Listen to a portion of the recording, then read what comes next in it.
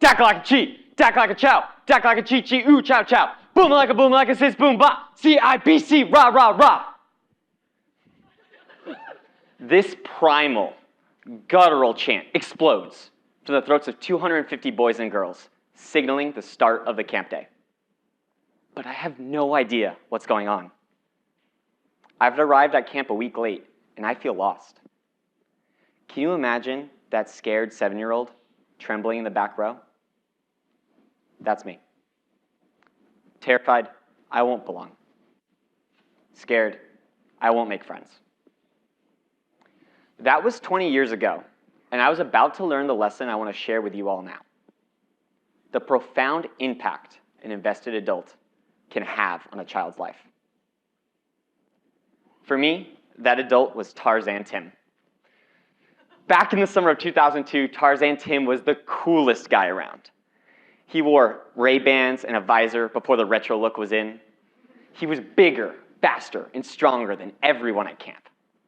And Tarzan Tim set out to be my friend. Me, that skinny 7-year-old with more anxiety in his gut than he could handle himself. I remember the way that Tarzan Tim made me feel.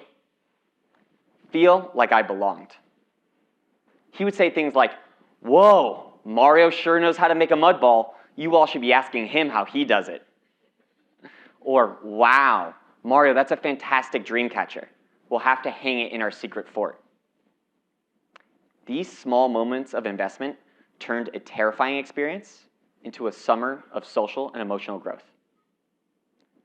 Tarzan Tim invested in me, and it transformed my life. Summer camp has the ability to inspire transformative change in young people's lives. Full stop. The National Academy of Sciences highlights summer camp benefits on child safety, social and emotional well-being, physical and mental health, and academic learning. An ongoing longitudinal study by psychologist David Yeager indicates that a mere 1 week at camp can increase college attendance rates by 18%. And that's 1 week. Imagine the power of a full summer. So the stats tell us we do good by our children when we send them to camp, where the power of an invested adult works wonders. But that's not the only thing I'm here to talk about with you today. This is a picture of me and Tarzan Tim, back in that fabled summer of 2002.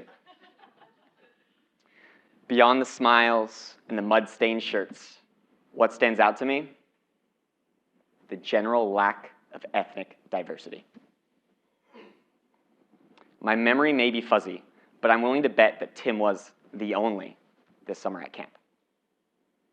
I can say, across my 16 years at camp, Tim was the only black counselor in my group. The American Camp Association states that 70% of summer campers are white Americans, and this underrepresents the true figure at private, for-profit sleepaway camps. Across the entire camping landscape, only 5% of camps cater to a majority impoverished population. It pains me to think about what it was like for Tarzan Tim to run around tying shoes and applying Band-Aids in a place where no one looks like he did. I won't presume to speak for him, but I do know what it's like to be the only. Across 3 years in management consulting, in 12 different projects, not once did I have a black or Latinx supervisor, team manager, or managing partner. When I looked upwards, craving a mentor that looked like me, I struggled to find a business leader I could connect with. And now I'm here at the GSB, and I'm struck by this duality. On one hand, we learn so much about the benefits of diversity. Research right here at Stanford tells us that diverse groups are 87% better at making decisions. A recent study by the Boston Consulting Group says that diverse management teams lead their companies to 19% higher revenues. Better at making money, better at making decisions, and yet I still see so much room for improvement. Black and Latinx individuals attend college 10 to 20% less than their white peers. Even with a degree, black college graduates earn 21% less than their white classmates. And this is exacerbated at the top, where racially diverse executives of any non-white American background, hold only 16% of total C-suite positions. I want to see this change. Creating and upholding diverse spaces matters to me because I dream of seeing people in color in positions of power, feeling they belong. Expanding access to summer camp can be a big part of this change. I know because for me, camp made all the difference. Camp allowed me to beat back that gremlin in my head, screeching, "You're an imposter. You don't belong." I remember back in middle school when I was dealing with bullying. Camp was the haven in which I could prove to myself that I could be liked. I could make friends. I could respond to adversity. Simply put, camp and its leaders like Tarzan Tim showed me I belonged.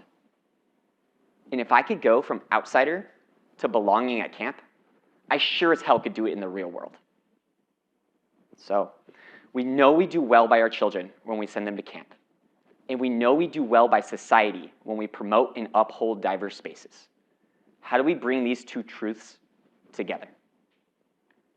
I could deliver a whole other talk about what society can do to diversify the camp space, from directing tax dollars to camp initiatives to increasing education for minority parents about the benefits of camp.